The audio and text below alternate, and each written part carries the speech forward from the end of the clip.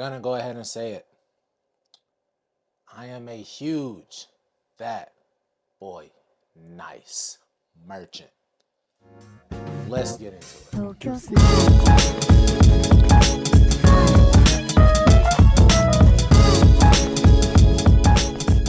Welcome back to another episode of the Marq It Down podcast. I'm your host, Coach Marq.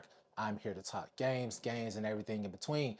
Just giving my insight on the game as a fan and how I analyze certain things of the game as a Division I strength coach. So let's go ahead and get into it. I mentioned it a little bit in my first episode, how I as a strength coach view the game from a science standpoint. But whenever I'm just a fan, I'm going to be honest with y'all. I am for sure a that boy nice merchant. Not even going to lie to y'all.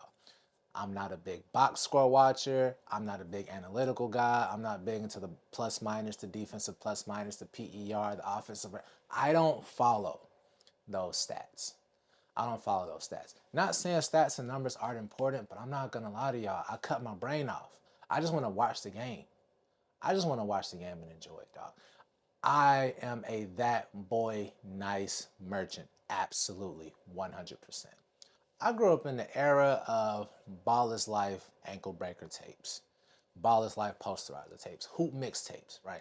Watching Antonio Blakeney, Corey Sanders, Dwayne Bacon, watching them light it up for home team hoops, bro. That is what I grew up watching. That's what I grew up watching, man. The majority of the guys I watched from those Ball is Life and hoop mixtapes and home team hoops and all that, most of them are either role players in the NBA or they didn't make it to the NBA and they're somewhere overseas, right? For example, Jordan McLaughlin. Absolutely loved watching J Mac in high school. I watched his Ball is Life tape daily. Watched him at Etowanda. Went to watch him at USC. He's a role player in the NBA now. But let me tell you something. When he was in high school, that boy was nice. He was nice. So I guess being like 11, 12, 13 years old, watching these hoop mixtapes, that kind of molded how I viewed the game of basketball. Obviously, being 26 now, I don't view the game of basketball that same way. But sometimes I like to. Sometimes I like to call on the NBA game, watch Kyrie cook, watch Tyrese Maxey cook, right? Watch Kevin Durant cook. I just like to watch dudes cook sometimes. I don't want to sit up here and analyze everything, sit up here, think about the numbers. I don't care about the numbers. I don't care about the stats. Most of the time, I don't care about the shot selection. I've seen some terrible shots, bro. But if it goes in, I'm going to be like, damn, that boy nice. Damn, that's tough. Damn, he a bucket. That's when I cut my brain off and I'm not thinking about the stats, I'm not thinking about the science, that is me, plain and simple. That boy nice, that boy a bucket, straight like that. That boy nice merchant, absolutely. Truth be told, I don't see anything wrong with being a that boy nice merchant. Because sometimes that boy just nice, plain and simple. When you're playing pickup basketball, bro, you're not paying attention to numbers. You look who gets the most buckets. Oh, he nice. That's the first thing. When you play pickup ball, that's the first thing somebody, hey, he nice. Dang, that boy nice. Dang, that boy a bucket. Dang, he cold. Right? That boy cold. I watch the NBA the same way. I watch college the same way. Honor Huff. Definition of that boy nice. Honor Huff. That boy is nice. 100%. No question about it. He's 5'10". He has he does not think. No conscience. Straight confidence. The ball is leaving my hand, is touching the bottom of the net. Honor Huff. That boy nice. Does he take some bad shots? 10,000%. He takes some horrendous shots, but they go in because that boy nice. He a bucket. Straight like that. Plain and simple.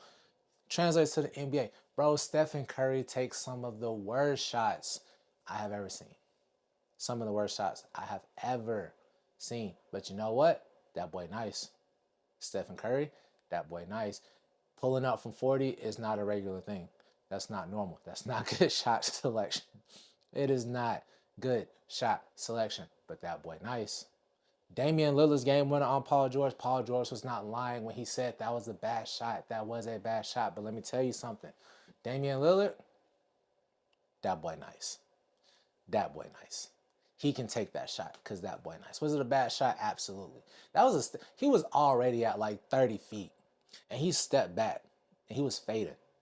That's a bad shot, but that boy nice. Plain and simple, man. That boy nice. That is how I like to watch the game sometimes. It's not always analyzation. Sometimes it's just, man, that boy nice. Now, truth be told, when I do decide to analyze the game, I can go one of two ways. I'm not looking at the crazy analytical stats, right? As I mentioned before, I am a Division I college strength coach. I'm looking at it more so on the science, biomechanics, the anatomy, that type of stuff. Stuff most people probably don't think about, right? Most people probably don't think about that stuff, I can guarantee you. I'm looking at how guys run, for sure. I'm thinking about energy systems. I'm thinking about what they ate before the game, what they're going to eat after the game. I'm thinking about muscle fibers, right? It's weird. I know. It's very weird. It's how I learned my study material whenever I was studying for all my exams and my certification exams and stuff. I would watch games and go watch the Olympics and go watch all these different sports, right? And that's how I would teach myself that way. So that's just how I analyze the game sometimes. That's when I got the brain cut on. And that's just not for basketball, it's for all sports, right? I view most of sports the same. When I'm watching football, right? Matter of fact, I just watched a LaShawn McCoy TikTok edit because I love me some TikTok edits, not even gonna lie to y'all. Shady McCoy, that boy nice. Not the greatest running back of all time, no. But Shady, that boy nice, right? That boy is nice. That boy cold, no question about it. That's just how I like to watch sports. Sometimes I don't want to think. I think enough when I'm at work. I think enough when I'm coaching. I think enough when I'm writing programs for my athletes. Sometimes I just want to shut it all down. Just shut it all down. Not think. Just be like, that boy nice. Before I get too deep into the next topic, I just want to jump back a little bit. Just want to talk about shot selection. I did mention guys like Steph Curry, Damian Lillard, Honor Huff, right, that take atrocious shots, but they go in, right? I do have my feelings and I do have my opinions on guys who take bad shots. And there's a difference between a bad shot taker and a tough shot maker, right? Sounds dumb, I know. But watch basketball and I've just thought about it just a different way. Let's look at Kobe. RIP Kobe, love Mamba, right? Love the Mamba, love Kobe Bryant for sure. Kobe took a lot of bad shots in his career, man. A lot of bad shots in his career. But he works on those shots. So for the most part, are they really considered bad shots? Or is he just a tough shot maker, right? Sometimes you'll even hear announcers. Announcers would be like, oh, that's a tough shot, or he's a tough shot maker. He wants to take those type of shots, right? It's only considered a bad shot when you either miss it or you're not the guy that's supposed to be taking those shots. No. If you're not supposed to be taking those shots, that's a bad shot. That's a terrible shot. Awful shot. If you're a guy like Kobe, you're a guy like Steph, you're a guy like Damian Lillard, you have the green light to take whatever shot you want to take, and it's tough. If you make it, tough shot. If you miss it, you'll get it next time, right? Because those guys, they have earned that. They have earned that. Kobe Bryant, a lot of bad shots, right? Now, I'm not just saying he was just a shot chucker like most people. A lot of his bad shots came from game winners, which if you think about it, game winners are probably some of the worst shots that you can take. Truth be told, if you really think about it. Game winning shots are some of the worst shots because we all know who the ball is going to. They're going to crowd that man. That man's going to have to force up a shot, right? Michael Jordan shot over Craig Elo. That was a double clutch jumper. He was running double clutch jumper, bro. That was a double clutch jumper. Bad shot, but he hit it. So it's a tough shot now. It's not really a bad shot. It's a tough shot, right? That's just how that works. Stephen Curry's game winner against OKC. As soon as he crossed half court, he pulled it up. Who does that? Who? That's crazy. That's a bad shot, but it went in. And of course, Damian Lillard. I agree with Paul George 100%. That is a bad shot. Who does a step back You already 35 feet out, bro. Why do you want to step back and fade? But he hit it. Crazy shot. I remember watching that game. I lost it. Like I'm not even a Trailblazers fan. The shot was just that crazy. I just lost it, bro. But point being, that's a bad shot. But since he hit it, good shot. It's a tough shot, bro. Since I'm talking about guys like Steph, guys like Kobe, MVPs, right? I want to go ahead and segue into that conversation. We're approaching the All-Star break. Guys have been balling. Let's go ahead and have that halfway point conversation. Let's talk about these end of season awards, starting with, of course, the biggest award, the MVP. Now, before I get too deep into talking about who I think is going to win the MVP, the voting for MVP has been, it's been iffy. You know, we've been talking about the same guys. Jokic, Shea, Giannis. It's been the same guys. Now, Jokic is hurt, and because of the new, I think, 65 game rule, I don't think Jokic can qualify for the MVP. So it's going to basically pretty much be between Giannis and Shea. I think we all know that. I don't think that's fair because Cade Cunningham has been balling. Tyrese Maxey has been balling. Jaylen Brown has been balling, right?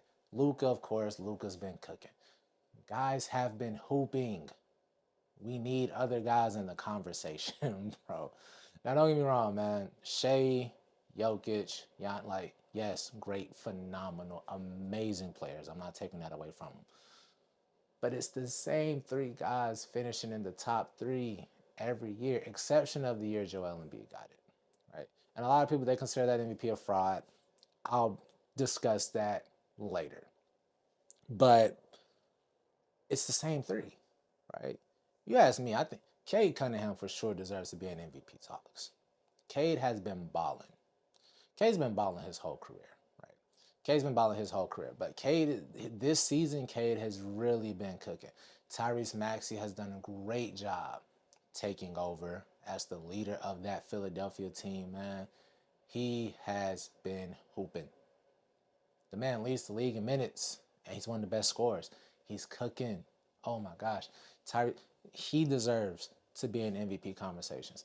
I feel like Luka's in conversations every year, but because it's the same three guys, he's not a top three finalist. But Luka's Luka, right? Luka is Luka. Luka has been cooking his whole career. I'm honestly surprised Luka doesn't have an MVP. But with Jokic winning 3 and Embiid winning 1 in between there, and then Shea just got last year. Yeah, I guess it's tough, but Luka for sure should be in MVP conversations. Jaylen Brown has stepped up a lot in Jason Tatum's absence. He's been hooping. Like, yes, I think Jaylen Brown deserves to be in MVP talks. No question about it. Like, a lot of people love to talk about, like, voter fatigue. Like, wouldn't this be considered that? Like, we've been talking about the same three guys in the MVP talks for the past few years. Like, wouldn't this be considered voters fatigue? Just the same guys. Like, shouldn't we just get like a new group, right? Usher in a new group. I mentioned Cade, I mentioned Tyrese, I mentioned Jaylen Brown, Luka, right? These guys have been balling. They've all been balling. Absolutely, they've all been balling. They've all been cooking, bro. We need to get some new guys in the conversation, man. Like, for sure. For sure. Kind of similar to the championship conversation. I'll get into that in this episode as well. I just want to stick to the end of season awards for now. Now that I got my little TED talk out the way, who do I actually think is going to win the award? I think they're going to give it to Shea again. I think they're going to give Shea back-to-back MVPs. That's how I feel about it. Jokic is out. I don't think Luka's going to win it, right? And Giannis could, but the Bucks are cheeks this season. I think we all know that. So I think Shea's going to get back-to-back MVPs, right? Best player on the best team. I think they're going to give Shea the MVP again. Let's talk about the Rookie of the Year now. My favorite. Because this rookie class, boy, this rookie class has been balling. Absolutely cooking, bro. Concanopoulos been hooping. Cooper Flag has finally found his way. Derek Queen has been balling. VJ Edgecombe started off hot, and he's still been consistent, bro. But honestly, man, I think Con, I think Con Knuppel, I think Con Knuppel should get the Rookie of the Year. Charlotte has already decided this is who we want to build our franchise around. They have chosen Con. I think Con should be Rookie of the Year. Second up should be VJ, because VJ, he started off and VJ's been consistent. Now, Cooper's put up some great performances. Cooper for sure should be in the conversations. I would just give it to VJ slightly because VJ started off hot. It took Cooper a minute to find his way. But those are your top three. But I think Con's gonna get it. My second favorite to talk about, the most improved player. We've had guys balling out of nowhere all season. Ryan Rollins balling, AJ Mitchell balling, but there can only be one, and I think that one, Jalen Johnson. I think Jalen Johnson. Like I don't think there should be an argument. Nothing against AJ, right? Nothing against Ryan because they both been cooking, but the numbers Jalen have been putting up this season. Oh gosh, goodness. Yes, give it to Jalen Johnson, bro. I don't I don't see how you give it to Jalen Johnson. Like, yes, honestly, he should be an MVP toss with the numbers he's been putting up. But most improved, I think he has most improved on lock right now. It's funny when I used to play my league and on 2K, I used to always draft Jalen, and he will always put up numbers like this in like his second or third year. So I think 2K knows something that we don't. But yeah, give Jalen Johnson most improved player, hands down. Like I'm not arguing about it. Another guy who I would want to argue would be Denny Avdia. I'm a big Denny Avdia guy, but I think Jalen Johnson, I think he's got it under wraps. Continuing that conversation for end of season awards, sixth man of the year, Nas Reed, right? I think Nas Reed should go ahead and get back to back sixth man of the year awards. Really been balling in Minnesota. Really has been balling in Minnesota, bro. Go ahead and give it to Nas Reed. And lastly, defensive player of the year. I really want Wemby to get a defensive player of the year. He just hasn't been healthy, right? This season, I think I'll go ahead and give it to Chet. Not even gonna lie to y'all. I think I would give it to Chet. He's been the best rim protector in the NBA this year. I think Chet should go ahead and get defensive player of the year. Go ahead and be real with y'all. Speaking of Chet and Wemby, a lot of people have been talking about their budding rivalry, right? This is what people want.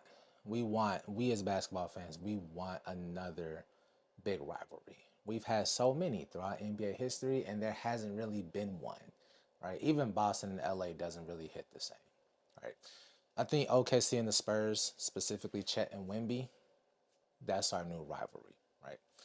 In terms of Chet and Wemby, Wemby's obviously the better player. Chet plays for the better team. OKC has lost to San Antonio, I think, 3 times this season, if I'm not mistaken. So I think that might be it. I've been very high on San Antonio. I love this Spurs team. Give them a couple more years. They're going to be in the finals. Give them a couple more years, they're going to be in the finals. For sure. I love this Spurs team. Been a huge De'Aaron Fox fan. Watched him in high school. Watched him at Kentucky. Watched him in Sacramento. Love De'Aaron Fox, one of my favorite players, easy. Dylan Harper. Big guard. Love Dylan Harper. Huge Dylan Harper fan, bro. Big guard, can do everything. Yes, he can learn a lot from De'Aaron Fox. Harrison Barnes is a great vet. Devin Vassell, Keldon Johnson, still great young players who can contribute. And of course, Victor Wembanyama. You can't forget about Wemby. I almost forgot about Julian Champagne, right? My boy popping Champagne. He's been popping off. 3-point sniper this year. Oh my gosh. 3-point sniper. Cooking. Get him in the 3-point contest. Not even joking, man. I've been very high on this San Antonio team. Very, very high on this San Antonio team. Right? I could see them facing off against OKC in the playoffs. Do I see them getting OKC out the playoffs? They could. They beat them 3 times, right? Now, of course, the playoffs is a little bit different. This is a little bit different. You can beat a team in the regular season and then get whooped by that same team in the postseason. But I, hey, I'm looking forward to that, right? I would love to see OKC match up with San Antonio in the playoffs. I really would. But man, give me a few years, bro. San Antonio, that's it. Give them, give them a few years. San Antonio is going to be in the finals, no question about it. Since we're talking about postseason, playoffs, championship finals, all that good stuff, I'm gonna go ahead and put in my ballot for who I think is gonna be the next NBA champion. Honestly, truth be told, I don't even know. I I don't know. I don't know. I don't know. Cause I remember last year I said Boston could go back to back, and Boston lost to New York. So I would hate to say OKC can go back to back and then OKC loses and we have another champion. Honestly, I like that we've had a new champion every year for the past, what, 8 years, I believe. We've had a new champion every year since, yeah, since 2019. 7 years. Sorry, 7 years. Since 7 years. Um, we had a different champion. My math was off. We've had a different champion. And I like that. I like that. A lot of people don't, but a lot of people also hate dynasties. So it makes no sense. Do you want dynasties? Do you want the same team dominating, right? Or do you want something new? Make your mind. You can't hate both, right? You can't hate both. You got to deal with one. We're either going to have a different champion, which I like, but also I like dynasties as well. I have nothing against dynasties. I love a good dynasty. Love a good dynasty. Absolutely. No question about it. I just think people need to stop complaining, right? I feel like a lot of NBA fans just hate watching the NBA. Right? Kevin Durant had a great point when he said NBA fans don't like the NBA, and it shows. A lot of fans do not like the NBA, right? That makes no sense. Just don't watch it. Plain and simple. If you don't like it, just don't watch it. Don't watch it just to have something to complain about. That makes no sense to me. I've never understood the logic of just purposely making yourself miserable. For what? Go watch something else. Why do you want to sit and watch a game just to complain about the game? For what? Right? Like, just don't watch it. Me, for example, bro, I don't like watching First Take anymore, so I don't watch it. I don't like Undisputed anymore, so I don't watch it. The entertainment value for me was sports, but now they've gone so far away from sports sometimes it's just like, yeah, I don't want to watch that, so I don't watch it. Why would I sit up here and watch it just to complain about it? You get what I'm saying? Like that makes absolutely no sense to me. If you don't like the NBA, don't watch it, right? Don't watch it. For me, with the All-Star break, I've been very critical of All-Star because I've been a huge fan of All-Star. I still watch it because I still like the NBA. I still love the NBA, absolutely. Even though All-Star weekend has not been as good, last year was a little bit better, but it hasn't been as good as it has been in prior years. And I'm just like, bro, I'm not really feeling it. Hopefully, it'll be better this year. And I've been let down. Like I said, last year was better. The dunk contest has been terrible. Um, not having been a fan of the dunk contest. 3-point contest is always fun to watch. Dunk contest is, it's a little bit and then of course you have the actual game, which is where the biggest issue lies. Last year they actually played pretty hard. There was just too much extra commentary. Like way too much extra commentary, bro. Um, Kevin Hart did way too much. he too much talking during the breaks, bro. I remember one part during the game, Shea was telling him like, nah, "Bro, we gotta play." Like, he's telling him like, "Stop talking, like we gotta play," and that's pretty much how it felt. Like it's just all this extra commentary in between. We don't need that, bro. Just let them go out there and hoop. That's all we want to see. Let them go out there and hoop. Just let them go out there and hoop. Bring back East-West format and just let them go play. Right? Let them go play. Or if they still don't play hard, just get rid of it. Plain and simple. Hey, I'm taking All Star Weekend a break. You guys just get a couple days off. That's it. That is that's it. Straight like that. Straight like that. I don't think um, that would. Actually, I take that back. I think taking it away might help a little bit. I think it will. But then again, I don't know. Some guys, I've heard guys talk about it all the time. Like they just want the break.